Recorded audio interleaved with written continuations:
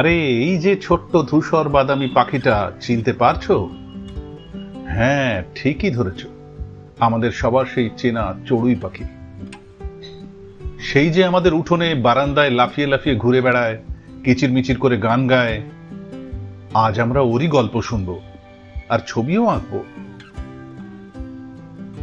জানো তো, ছোটবেলায় আমার মনে হতো চড়ুই বুঝি শুধু গ্রামের বাড়িতেই থাকে, পুকুর পাড়ে বা ধানের ক্ষেতে শস্য খুঁটে খায়।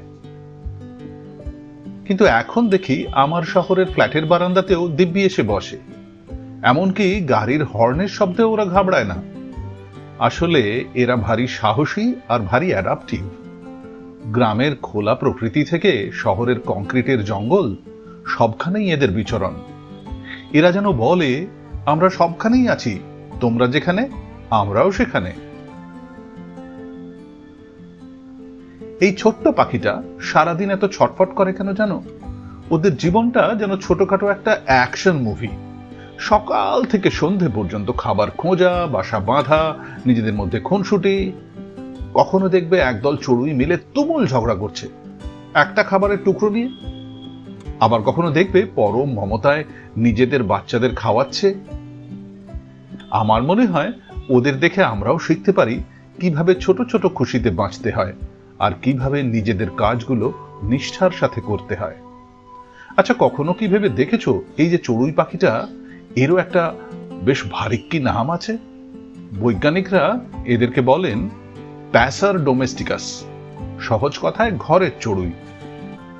মজার ব্যাপার হলো এদের আদি বাড়ি কিন্তু ইউরোপ আর এশিয়াতে। সেখান থেকেই এরা জাহাজে বা মানুষের আনাগোনায় পৃথিবীর প্রায় সব মহাদেশে ছড়িয়ে পড়েছে। সত্যি বলতে কি, উত্তর মেরু আর অ্যান্টার্কটিকা ছাড়া পৃথিবীর প্রায় সবখানেই এদের দেখতে পাওয়া যায়। কি দারুণ ব্যাপার, তাই না? একটা ছোট্ট পাখি, অথচ দুনিয়া জুড়ে তার রাজত্ব। কিন্তু এই যে এত সহজে ওদের দেখতে পাই আমরা, এটা কি সবসময় ছিল? না। এখনকার ছেলেমেয়েরা হয়তো অনেকেই জানেই না, একসময় আমাদের চারপাশে কত চড়ুই উড়ে বেড়াতো।